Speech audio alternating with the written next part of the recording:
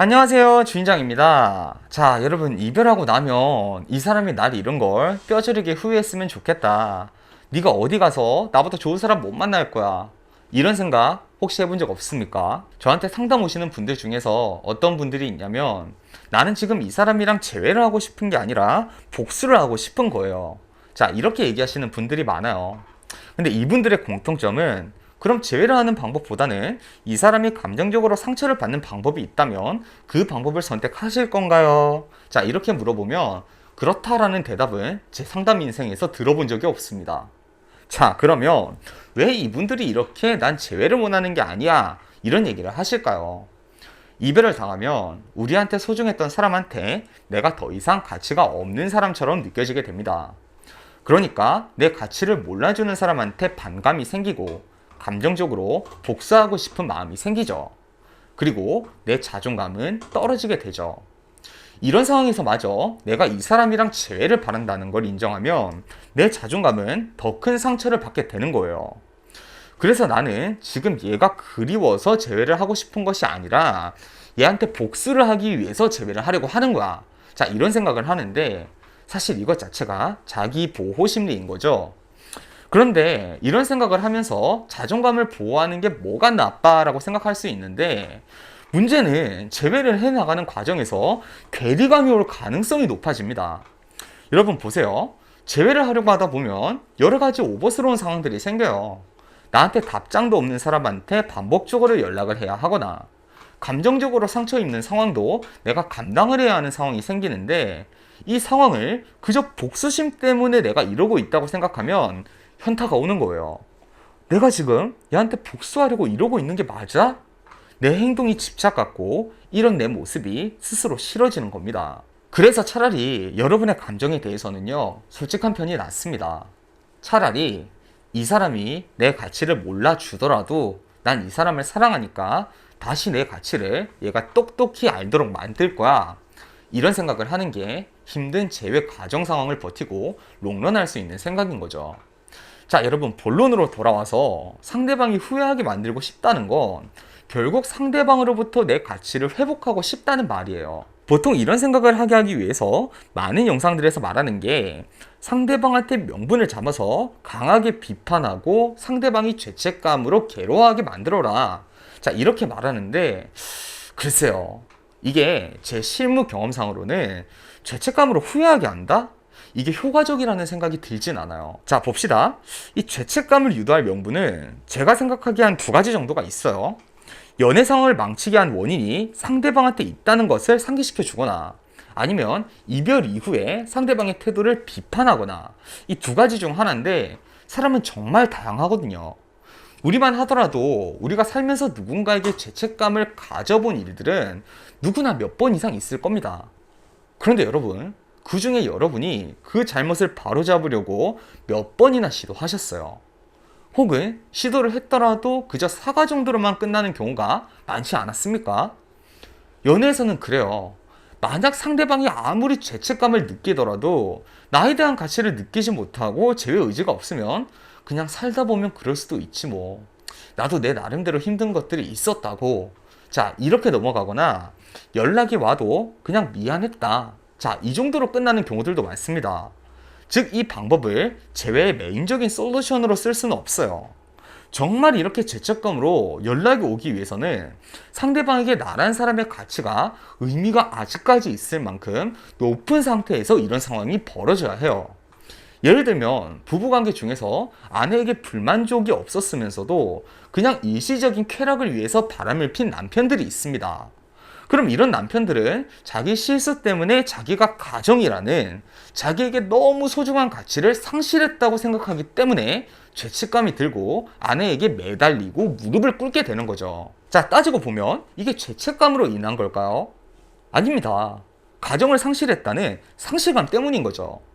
근데 만약에 같은 상황인데 남편이 원래부터 이혼에 대한 생각이 있었어요. 근데 이런 상황이 생겼어요. 그리고 아내는 남편한테 폭언과 감정을 쏟아내며 질책을 해요. 그럼 남편은 어떻게 할까요? 오히려 이성적으로 변해서 그래, 내가 다 잘못했으니까 이렇게 된 김에 도장 찍자. 어차피 헤어지고 나면 그 일은 아무것도 아니지. 이렇게 아내 입장에서는 받아들일 수 없는 모습을 보여주게 되는 겁니다. 이렇게 되는 이유도 더 이상 이 남편이 이 과정에서 가치를 느끼지 못하고 있기 때문인 거죠. 자, 그렇다면 여러분, 결국 상대방이 나를 후회하게 만드는 건 내가 여자로서, 연인으로서 가치를 증명해내야 하는 겁니다. 오늘 다 빼고요. 현실적으로 가장 효과적으로 가치 증명을 하는 방법 3가지 말해드릴게요. 자, 첫 번째로는 다른 남자들에 대한 인기도를 보여주세요. 자, 이 방법이 단순히 상대방의 질투심을 유발하고 이러기 위해서가 아니에요. 오늘 우리가 이 공부하고 있는 목적이 뭐죠? 가치 증명입니다. 다른 남자들에게 내가 선호도가 높고 인기가 많다는 건 내가 여자로서 매력적이라는 사회적 증거가 됩니다. 단순히 질투심 유발의 목적이 아니라 내가 여성으로서 연애 시장에서의 가치를 증명하는 방법인 겁니다. 자, 그런데 이게 뭐 나한테 고백한 사람이 많고 날 꼬시려는 남자들이 많고 이런 것들을 보여주라는 게 아니라 이별 후에 내 SNS 등을 보면 다양한 남자들과 넓은 인맥을 가지고 있는 걸 눈으로 보여주시라는 거예요. 이 방법이 유치하게 느껴질 수 있는데 막상 우리가 이 상황에 놓이면요, 이만한 방법 잘 없어요. 그런데 여기서 주의할 점이 2가지가 있어요. 하나는 어떤 특정한 남자와 내가 연애를 하거나 썸을 타는 모습을 보여주는 게 아니에요. 그리고 2번째로는 상대방이 오히려 자신이 우월감을 느낄 수 있는 남성들을 노출하는 건 오히려 가치 하락이 일어납니다. 자, 이 방법은 어디까지나 내가 다른 남자들한테 충분히 선택을 받을 수 있다는 여자로서의 내 가치를 보여주는 거지, 한 사람이랑 연애를 하는 모습을 보면서 나를 품절녀로 인식시키는 게 아니에요. 상대방보다 내가 새로 만나는 남자가 너무 어리거나 사회적 지위가 너무 낮거나 종합적으로 남자가 자신이랑 비교 대상군이 아니라고 생각하게 되는 남자들을 보여주면 나랑 헤어지고 만나는 애가 겨우 이런 애들이야? 이런 생각이 들게 되는 거죠. 오히려 내 가치만 낮게 만들 수 있는 거예요. 2번째로는 이전과는 달라진 수준 높은 일상을 보여주세요. 자, 여러분, 많은 사람들이 인스타에 내가 이렇게 잘 살고 있다 이거 보여주는데 급급한 시대잖아요. 명품을 사거나 아는 사람 오픈카이 타거나 파티에 다니거나, 자, 이런 모습을 보여주는 심리가 우월 심리가 분명히 있거든요.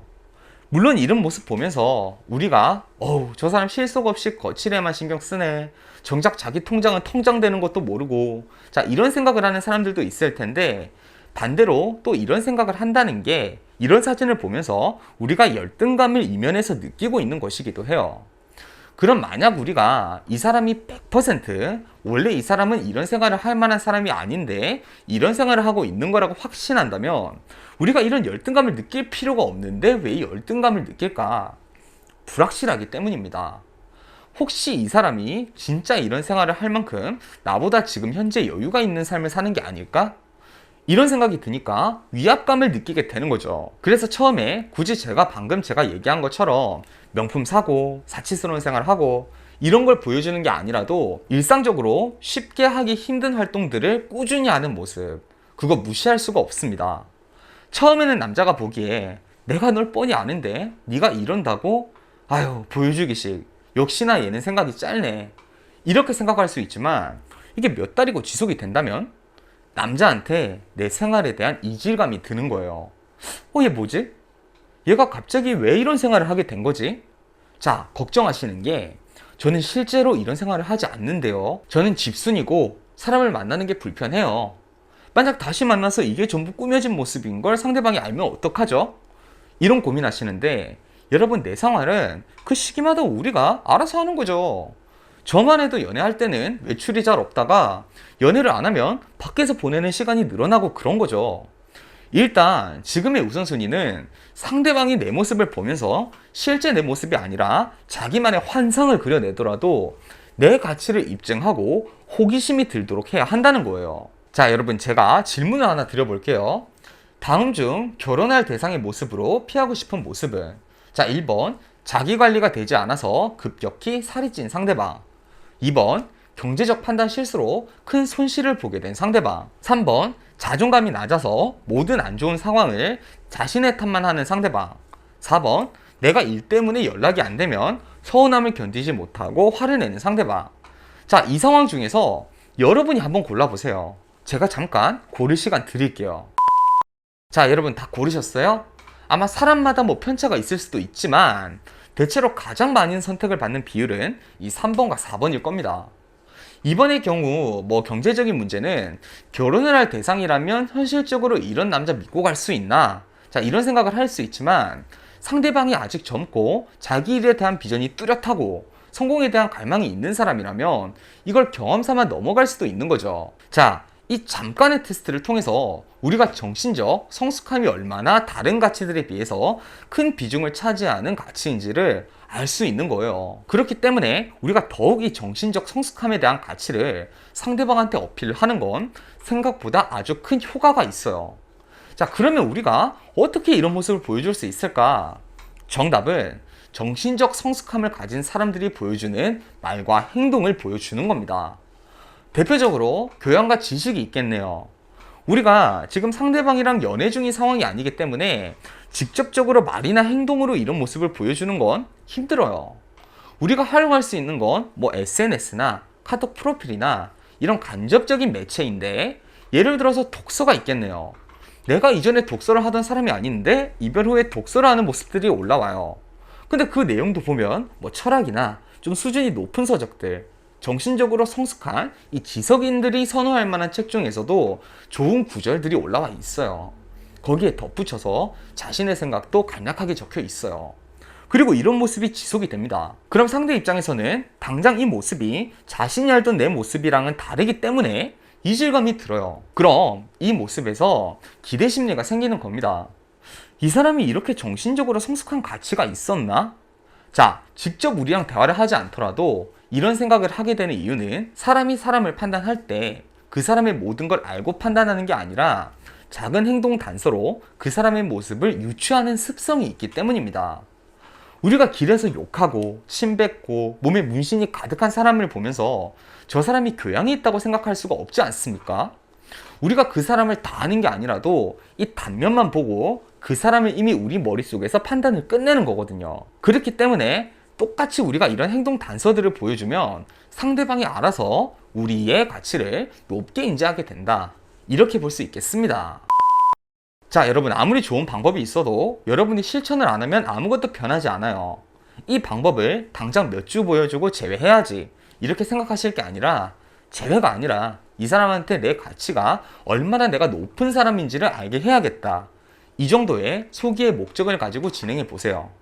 아마 높은 확률로 추후 상황이 달라질 겁니다. 자, 여러분, 오늘 강의는 여기까지였고요. 저는 주인장이었습니다. 자, 오늘도 행복한 하루 하세요.